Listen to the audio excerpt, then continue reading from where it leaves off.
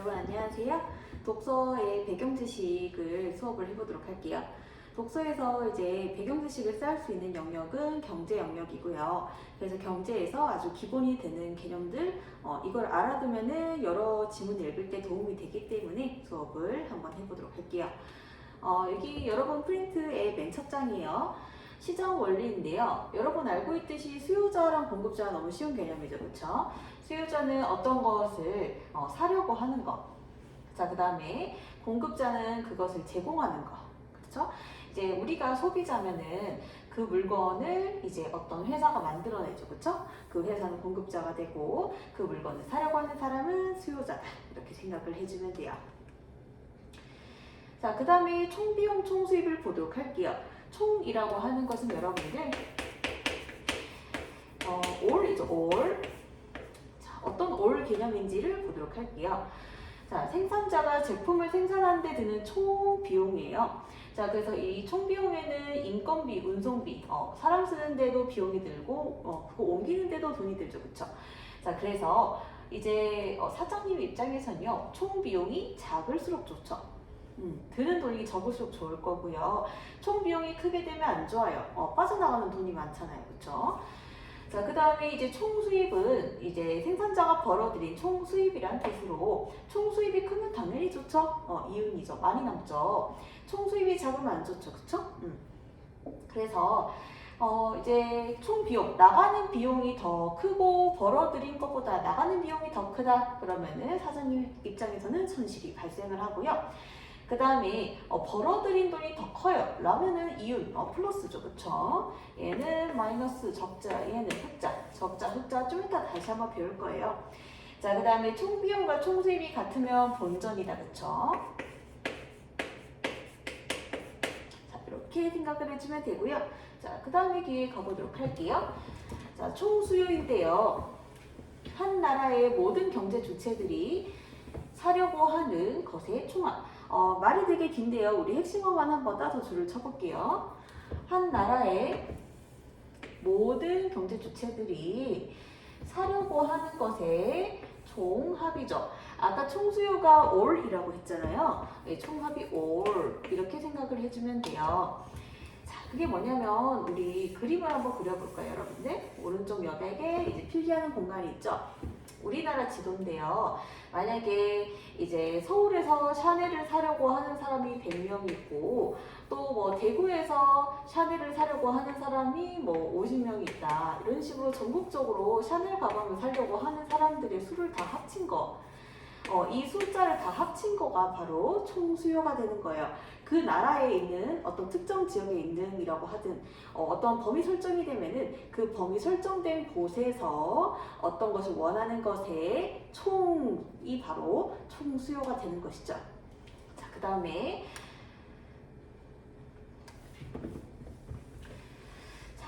우리 이제 금융기관 쪽을 볼게요. 금융기관에서 이제 돈을 빌릴 수 있잖아요. 자, 그래서 빌릴 대자를 쓰는데 여기 보면은 돈패자 이제 빌릴다 대자에 이게 한자가 이렇게 돼 있죠. 이게 사실 조개패도 되고 돈패도 되는데요. 옛날에 아주 옛날에는요. 그 조개가 값어치가 있는 물건이었어요. 그래서 돈 대신에 조개로 거래를 했다라는 기록이 있거든요. 그래서 돈과 관련된 이 빌리다 대자에 조개패자 조개패자가 한자로 들어가 있다. 이렇게 생각을 해주면 돼요. 자, 원금을 볼 건데요. 자, 원금은 원래 빌린 돈이죠. 그쵸? 원금, 원래 빌린 돈. 이자는 빌려 쓴 대가로 지불하는 돈이에요. 그래서 그림으로 그려보자면은 여기 은행이 있죠. 은행이 있고 어떤 사람이 대출할게요 라고 했어요. 자, 대출한다고 해서 이제 은행이 예를 들어서 800만 원을 빌려줬어요. 자, 이 사람 수중에는 이제 800만 원이 생겼겠죠. 그쵸? 은행이 빌려줘서 이 빌린 원래 금액을 원금이라고 해요. 그럼 이 사람은 맨날 매번 이제 은행에 이자를 주겠죠. 자, 이제 원금을 분할해서 갚을 수도 있고 한 번에 갚을 수도 있지만 어쨌든 이 800만 원을 가지고 있을 때에는 은행한테 이자를 주게 되겠죠. 그래서 여러분 원금이라고 하면은 원래 금액이야 라고 생각을 해주면 돼요. 빌린 원래 금액이 원금이다 라는 거. 자, 그 다음에 예금. 예금은 돈을 맡기는 일이라고 하는데요. 여러분들 쉽게 생각하면 저금하는 거, 저축하는 거 이렇게 생각을 하면 돼요. 은행에 돈을 맡기는 것이 바로 예금이에요. 자, 그래서 예금에는 여러 가지 뭐 적금도 있고, 적금이 이제 매달 은행에다가 일정한 금액을 저금을 해야 되는 거가 바로 적금이에요. 자, 그러면 이제 하나 더 하고 나서 여기 금리 이자율을 한번 볼까요? 학생들이 이자율의 개념을 잘 아는데 금리라고 하면 잘 몰라요. 자, 결론을 이야기하면요, 여러분들 금리와 이자율은 같은 말이에요. 같은 말이에요. 자, 그래서 이자율,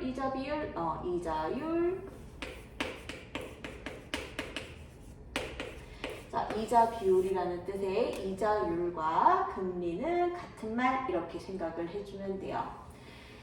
그래서 은행이 땅 파먹고 장사하는 기관이 아니잖아요. 자, 은행은 어떻게 하면 돈을 벌까요?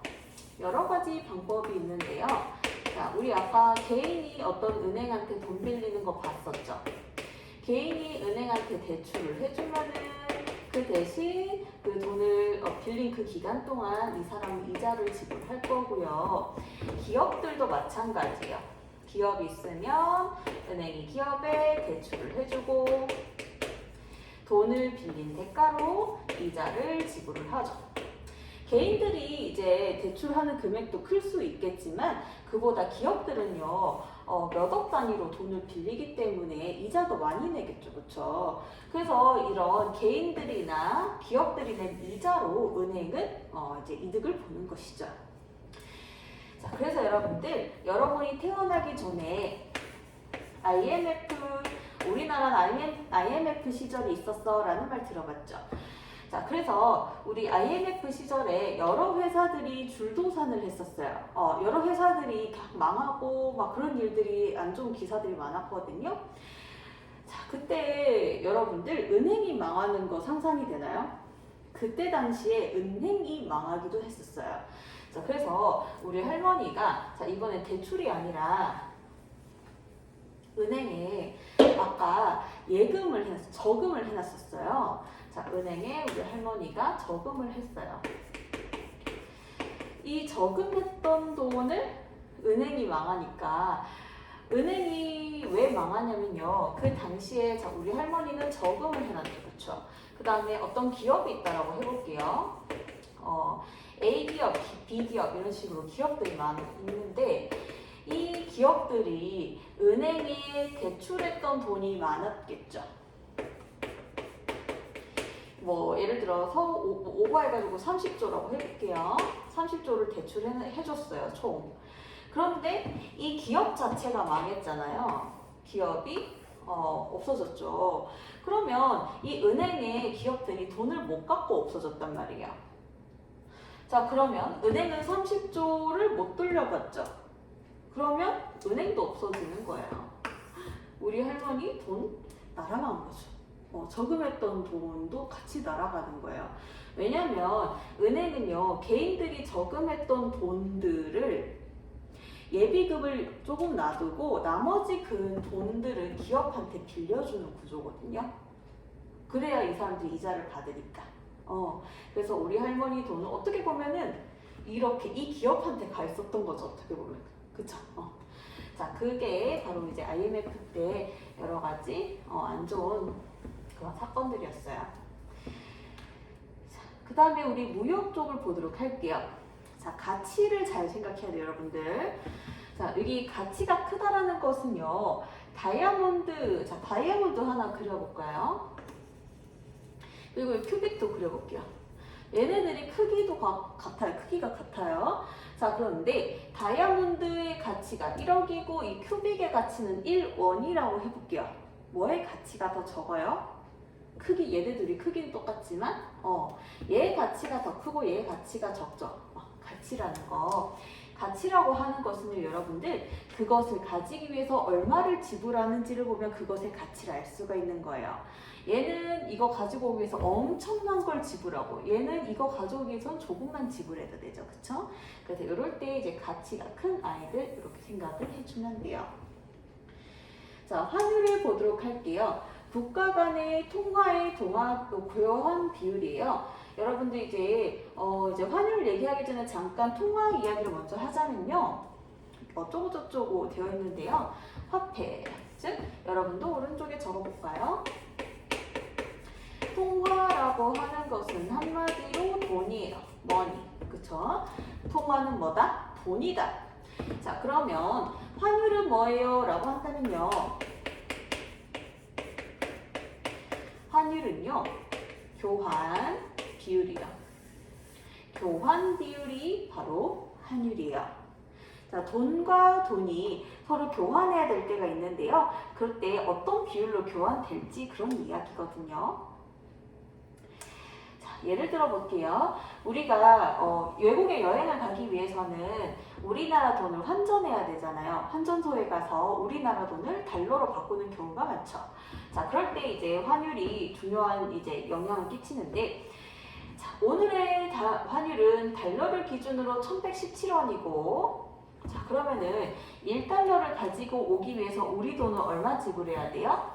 1117원이나 지불을 해야 돼요.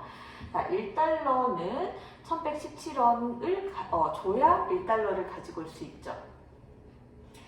자, 그러면 환율이 높은 거 낮은 거 한번 볼게요. 자, 이거 하기 전에 여러분이 그림 먼저 그리는 게 더 편해서요. 오른쪽에 여러분 그림 한번 먼저 그려볼게요. 자, 이거는 시소처럼 요 그림을 생각을 해주면 좋은데, 달러. 이거는 우리 돈은 원이거든요. 원. 300원, 200원 할 때 원. 자, 그러면 언제나 미국이 우리나라보다는 힘이 세기 때문에 달러의 가치는 항상 우리보다 상향 위에 있어요. 자, 그러면 여러분들 이게 가치가 커서 무거워서 내려간 게 아니에요. 가치가 적고 가치가 큰 거예요. 자, 그랬을 때 또 하나 그려볼까요? 얘는 조금 원만하게 그릴게요.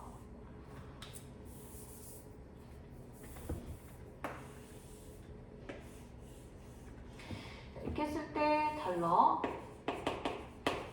원.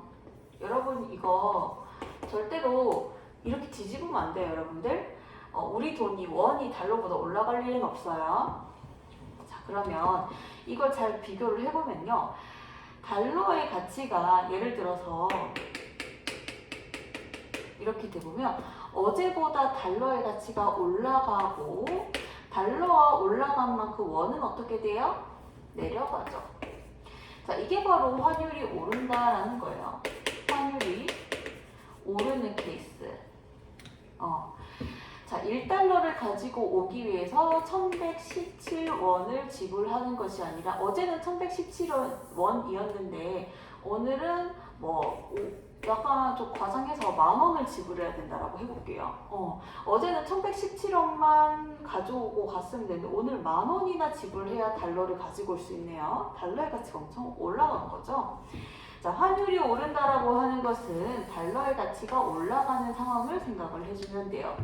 반대로 환율이 내려가는 케이스는요.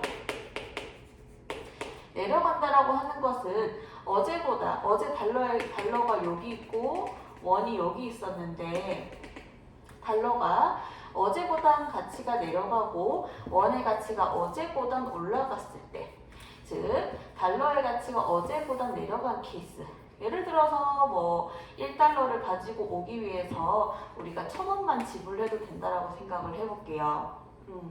그럼 여러분들 이게 숫자에 헷갈리면 안 돼요.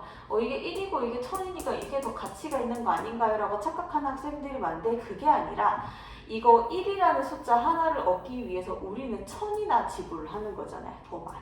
그쵸? 자, 그래서 얘가 가치가 더 큰 거죠, 달러가. 자, 이 케이스가 바로 환율이 내려가는 케이스예요. 그래서 여러분들 학생들이 이게 헷갈린다라고 이야기를 많이 하는데요. 요 달러 쪽이 오르면 뭐다? 환율도 뭐다? 오른다. 그리고 달러 쪽이 가치가 내려가면 환율이 내려가는 거다. 이렇게 생각을 해주면 돼요. 화살표 방향. 자, 그 다음에 자, 그래서 아까 환율 높은 거 오늘 1달러가 1117원인데 환율이 상승하면 내일 1달러가 1200원이 돼요. 1달러를 하나를 가지고 오기 위해서 1200원이나 지불을 해야 돼요. 자, 그 다음에 오늘은 1달러 1200원이었는데 내일 1달러가 1117원이 되는 거는 1달러 가져오기 위해서 1117원, 어제보다 3원을 덜 가져가도 되니까 이때는 달러의 가치가 내려간 것이죠. 어제보다는. 그 다음에 원이라고 하는 건 아까 이야기했었죠. 우리 돈의 단위이고요. 영어로는 원 이렇게 적죠. 자, 원화의 가치는요. 원을 화폐 단위로 하는 한국의 가치, 원의 가치, 우리 돈의 가치죠. 자, 환율과 원화의 관계 이야기 아까 했었죠. 그쵸? 환율이 오르면은 원화의 가치는 내려가고요. 자, 환율이 하락하면 원화 가치는 상승한다. 자, 그 다음에 우리 무역에서 개방 경제를 보도록 할게요. 외국과의 무역 이동이 자유로운 거, 외국과 무역 이동이 자유로운 것이 바로 개방 경제예요, 여러분들. 그래서 중국이 옛날에는 폐쇄였거든요. 경제 부분에서 개방을 하지 않았는데 이제 경제 위기가 있고 나서부터는 개방 경제로 바뀌었어요. 그 뒤에는 드립이 있는데 시진핑이 무서우니까 하지 않을게요. 궁금하면 교무실 가서 물어보세요. 이거 얘기하면 애들 다 오는데. 자, 그리고 여러분들 개방경제 관련 개념이 경상수지. 말이 좀 어려운데요. 사실 별거 아니에요. 자, 여기 뭐 말이 어쩌고저쩌고 되어 있는데 여러분은 요거만 생각해 주세요. 오른쪽에 그려주세요. 적어주세요.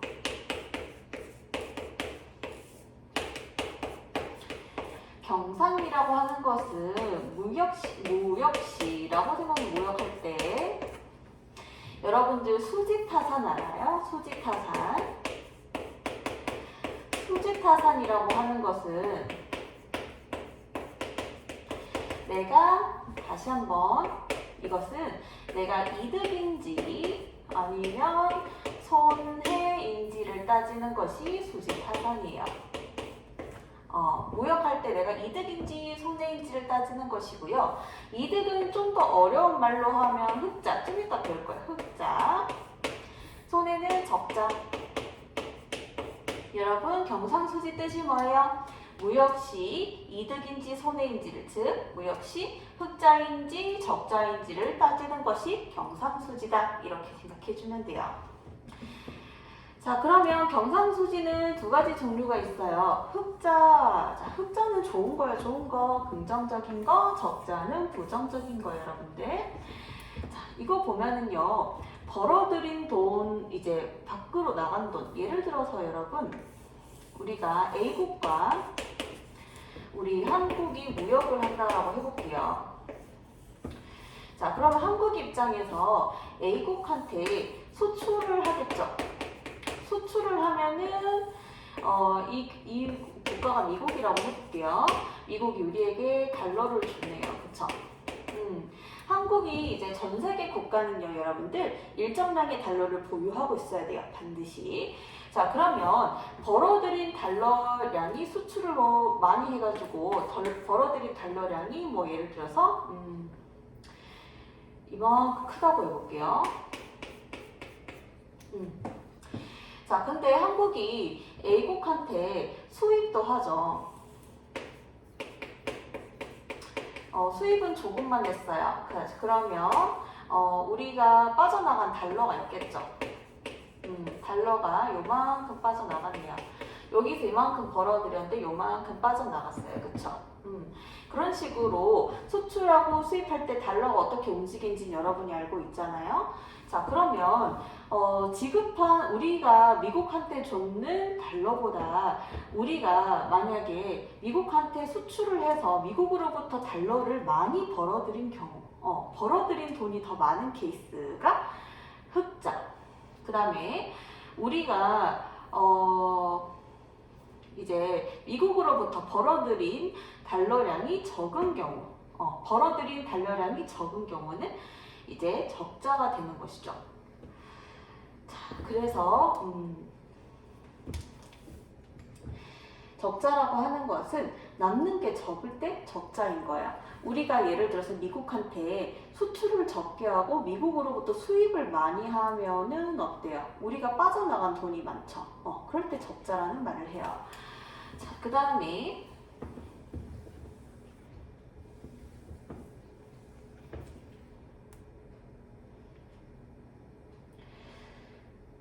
우리 흑자 이야기했고 적자 이야기했는데요. 이게 흑자라고 하는 것은 이익일 때 흑자라고 하고요. 그 다음에 적자라고 하는 것은 옛날에 마이너스를 기록할 때 빨간색 물감을 썼거든요. 그래서 거기에서 비롯된 거예요. 흑자는 검은색 물감, 그 다음에 적자는 빨간 물감. 그 요즘에 장사하시는 분들이 적자다 하시잖아요. 자, 그게 이제 마이너스다 그런 말이죠. 자, 우리 그리고 관세를 볼게요. 무역 관련 세금이에요. 무역 관련 세금. 관세에는 세부적으로 여러 종류가 있어요. 자, 그 다음 여러분들 수출 보조금 보도록 할게요. 수출 시 보조해주는 돈이고요. 정부나 공공기관 단체가 수출을 많이 하기 위해서 보조해주는 돈이에요.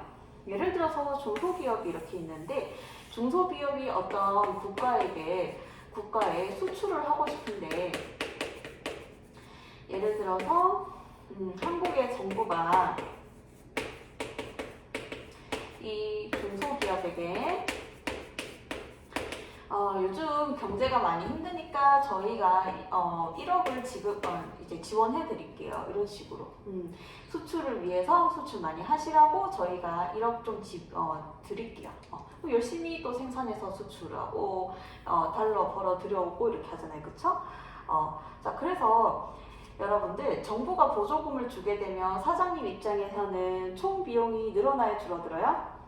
총 비용이 줄어들 수 있겠죠. 총 비용이 줄어드는 효과가 있는 것이죠. 자, 그 다음에 경제학파. 자주 나오는 경제학파가 두 군데가 있는데 여기 가렸네요, 여러분들. 여기 지금 이게 책상 위에 이렇게 있어요. 카메라 올리는 데가 있어요. 자, 그러면 여러분, 이거는 여러분이 그 프린트가 있으니까, 고전학파를 보면은요, 보이지 않는 손에 의해서 시장이 자기 조절 능력을 한다. 자기 조절 능력이 있다. 보이지 않는 손이 어떤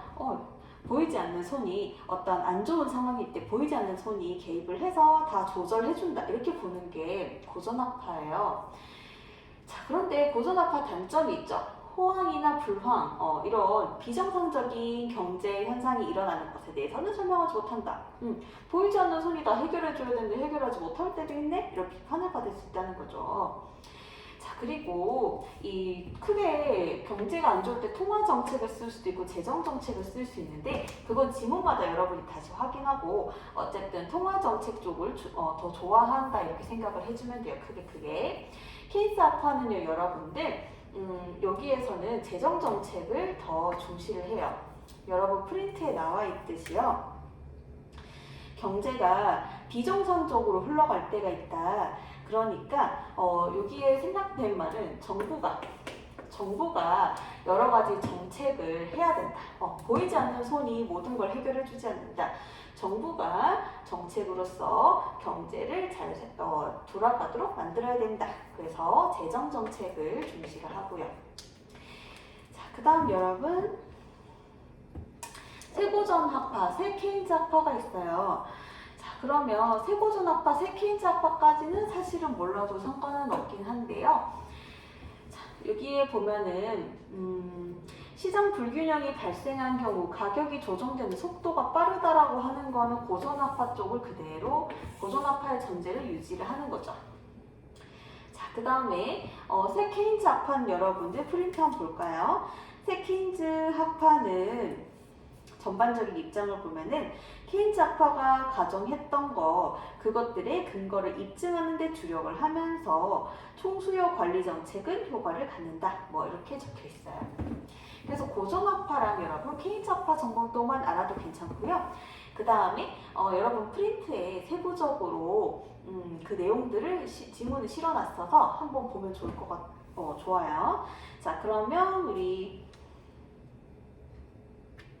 완전 경쟁 시장을 보도록 할게요.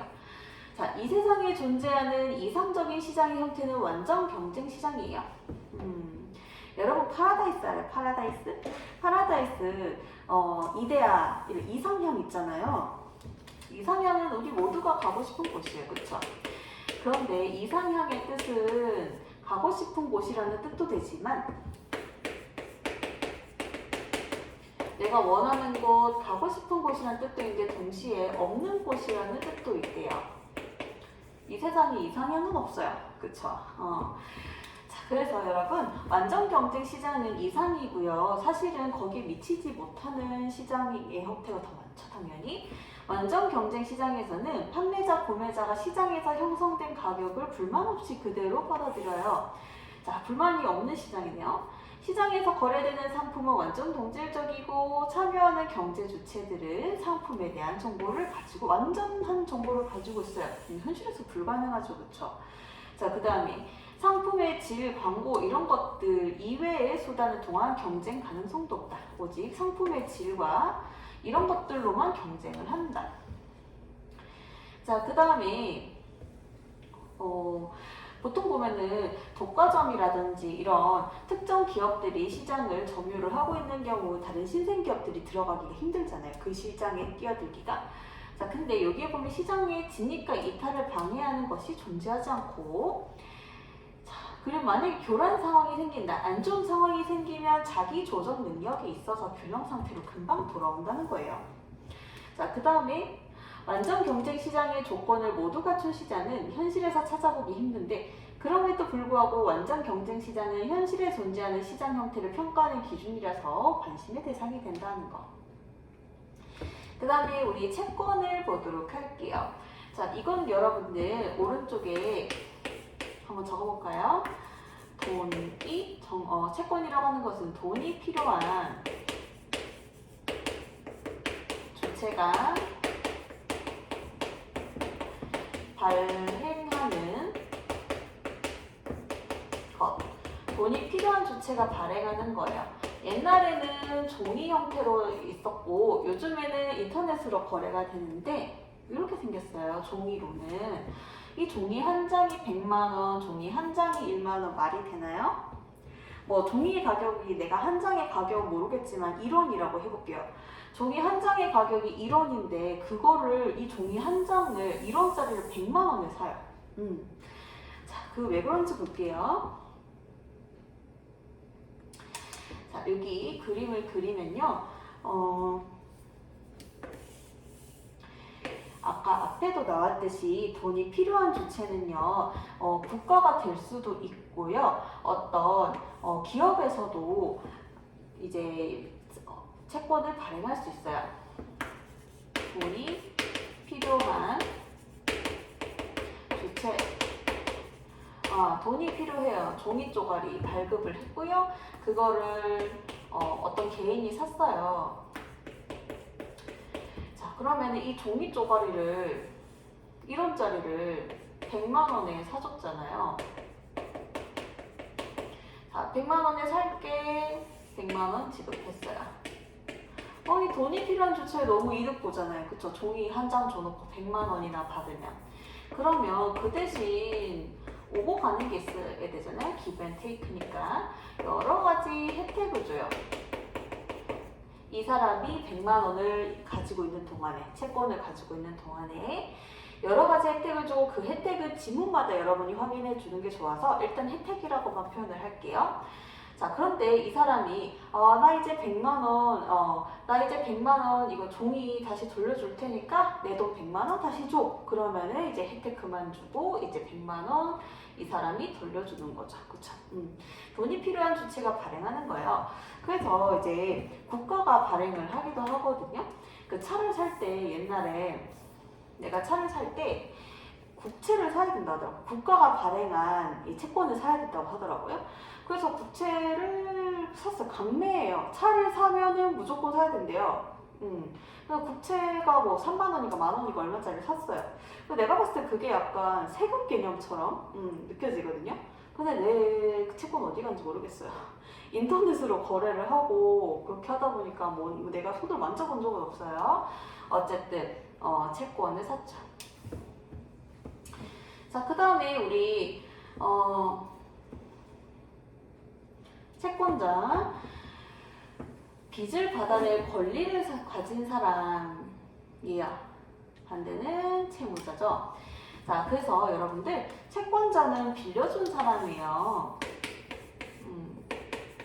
채권자는 돈을 빌려준 사람이고 받아낼 권리를 가진 사람, 돈을 받아낼 권리를 가진 사람이에요. 그 다음에 이 사람은 채무자, 채무자는 돈을 빌린 사람이거든요. 그래서 이게 무를 보면 힘쓸 무자잖아요. 힘써서 돈을 갚아야 되는 사람이 채무자예요.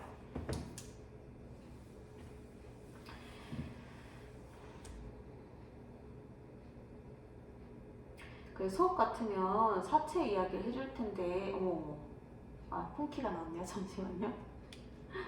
안 돌아가지네. 어쨌든 여러분,